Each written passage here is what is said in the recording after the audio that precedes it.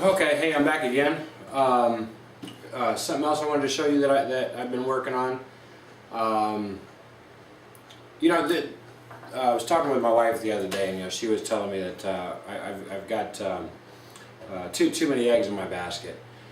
She's not kidding. I came out here after she and I talked for a little bit. Fortunately, she's not upset with me. She just thinks I'm nuts, which that's okay. I think that was part of the agreement in the marriage contract. So anyway, shortly after I got done talking with her, I came out here to the garage, and I actually counted, and I'm a little embarrassed to say this, but I've got 13 unfinished projects. But I was playing around out here it would have been the afternoon yesterday. I actually got one of them done. So I got one project done and 12 unfinished projects. So because I got the one done, I wanted to show you. Oh, well, actually, the metal brake, I got that done. So I've got 11 unfinished projects. I'm getting there. One of the other projects that I was working on, this is something I actually started. The idea of it was, I was thinking about it a couple months ago, and could it possibly be done? I was going to find out. What I did is I went over to the hobby store. Let me turn my camera here. There we go, that's pretty good. I'd gone over to the hobby store, and they have, I think it was $14 for one of these Styrofoam gliders. I think it's got like a 3.5 or 4 foot wingspan, and you throw it and it glides around. You can bend or fold down the rear elevator and bend it one way and make it do a loop. It might do a loop and a half depending on how hard you throw it. I've actually thrown it so hard that the rear elevator just comes sliding off. You straighten it back out, you throw it, and it glides pretty good. Well, why not put a motor on it? So actually that's what I did. We take a look. I've got the motor and propeller here on the front. Got my parts from Hobby King. The motor, let's see, the motor was a Hextronic 24 gram brushless outrunner as a 1500 kV. The speed control was it's a Hobby King SS series 15 to 18 amp ESC. Does that mean it's just an 18 amp ESC, or the way that's worded out, I'm still trying to understand how that works. But okay, so I got the speed control, and I bought 2 of the propellers from them. I think they were like $1 a piece, so you can't go wrong with that. What was nice about the motor is it came with the prop saver tip on here, so if you ding it or bend it or fold it or whatever, you just put it right back on. But the propeller is an 8x3.8 slow fly propeller. The receiver I've got on here is actually the old receiver from my Blade SR. Man, I got so frustrated with that. I just took it all apart. I kept the receiver. I kept the servos. I threw everything else away. I was absolutely done with that helicopter. But okay, so I got the motor, the speed control, the receiver from my old helicopter. I've got there are 3 Futaba 3114 servos on here. I believe they're 20 grams, which is certainly more than enough for this. I've got the one servo here on the back was actually from my SR, but it works just fine. You take a look here on the back. I cut out for the rudder to move. I actually used Ed's gift card idea back here. I don't know if you can see that, but I did that. And I got my servo with I custom made that rod. I put a little V bend in here just so I could move that to adjust the length where that needed to be. I cut. Let me bring this up here. Let me turn this. Man, that's a little harder than I thought it was going to be by myself. But I put some of that that reinforcing tape on here, that packing tape with the strings in it. I put that on here after I cut the elevator. See that? That's pretty cool. Works out real good. Did the same thing for my wings with the ailerons. Actually, I took my soldering iron out and I heated that up, and I just kind of melted little spots for my servos. But I put that in here with a double-sided sticky foam, and then I put a piece of packing tape on top there. No, I didn't use the gift card idea on these because it just, for whatever reason, I don't know, maybe operator error, that is very possible. I just hot glued some regular servos or control horns in here that I had. I used the quick links. Man, them suckers are nice. I did the same thing on the other side. Just dug that in there. Here I've got my battery flap.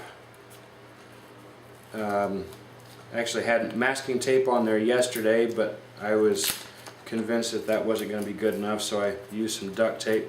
Now my flap is actually just a piece of poster board wrapped in this orange duct tape, just for a little strength and you know, to help make it waterproof, whatnot. But that folds up, and there's my battery, and actually it sits in there real good. And you know, to find the center of gravity on this sucker, that was really hard to do. I didn't realize it was going to be so far forward, but I played around with it for about 2 days, kind of off and on, and I found out that right here and just a little bit further up, man, that center of gravity is just perfect on there. I took a piece of Velcro. Let me see if I can get that held up there. Pull that out. Oh, I cut a slit here in the side with my utility knife, and I slid a gift card through here and wedged it into this side. Then I hot glued that closed. That way I could stick my piece of Velcro to the gift card and it would hold. And I've got Velcro on the back of my 800 milliamp 3-cell. So that I just put it right in there towards the back of the plane and push that right there against the Velcro. Plug them in, fold this over. Yeah, of course, I can't do this one-handed. Fold that over, tape that back closed, and that sucker's in there. The all-up weight of it, I don't know. I still haven't weighed it yet. I am kind of curious. But it was kind of neat. When I got this all done yesterday afternoon, you know, I checked all my control surfaces, and you know, they moved, you know, a little bit, and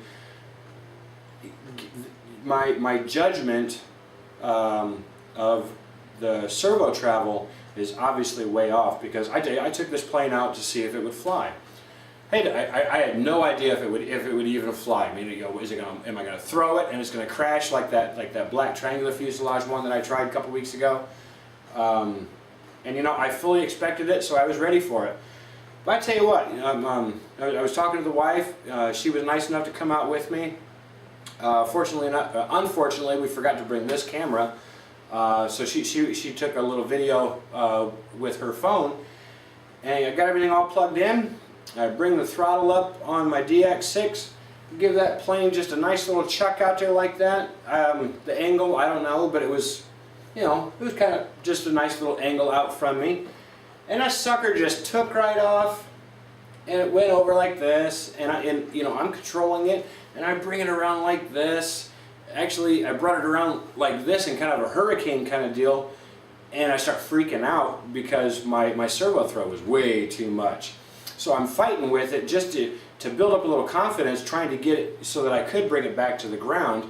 And I'm up there doing loop to loop, and I did like 2 or 3 in a row, and I bring that sucker around like this, and I mean, I flew it for probably 2 minutes, and it was just the coolest thing. And when I was bringing it in the ground towards me, and I was trying to set it down, but again, like I said, my servo throws were a bit too much, so it just kind of hit the ground. It didn't hit hard. I mean, it came down, you know, about like an angle like this, you know, instead of coming down on the belly, it came down about like this, hit the ground, and just kind of stopped where it was. And the only damage to the whole thing was that little O-ring right there that holds the propeller on the prop saver. I broke that. The propeller was fine, the motor's fine, the shaft's fine, The nose is fine, the wings are fine, the belly's fine, the battery's fine, everything was fine. I broke that little O-ring. I was so tickled. There it is. Just some crazy idea I had, and the darn thing worked. I was talking to the wife. We got back in the truck. We come back here to the house. I got into the settings on my DX6i. I backed down the servo travel. I believe it was set to 100% throws. I actually backed them down to 50%, and I'm going to take this out again later today and try it again. Taking a look at my wife's phone, she does have a video of it flying yesterday. I'll get that transferred to the computer and I'll post that. That way you guys can see what kind of crazy aerobatics this sucker did. It was unreal, and it was a lot of fun. When I got done, I'm not kidding, my hands were shaking, my heart was thumping, and there was a huge smile on my face because the darn thing worked. So anyway, that's what I wanted to show you. I put the purple stripes on top, and put a couple orange pieces on the bottom just so I could help differentiate top from bottom. Actually, I don't think I really had it more than probably 50-60 feet, so it really wasn't hard for me to tell what side was up. It sure was a lot of fun. It was a lot more aerobatic than I really wanted.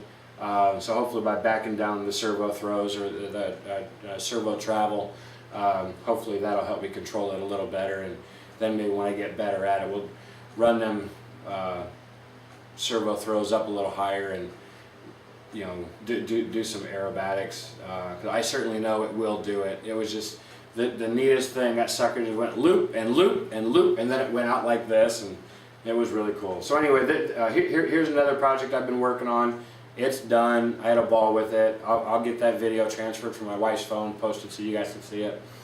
All right, thanks again for watching. We'll see you later.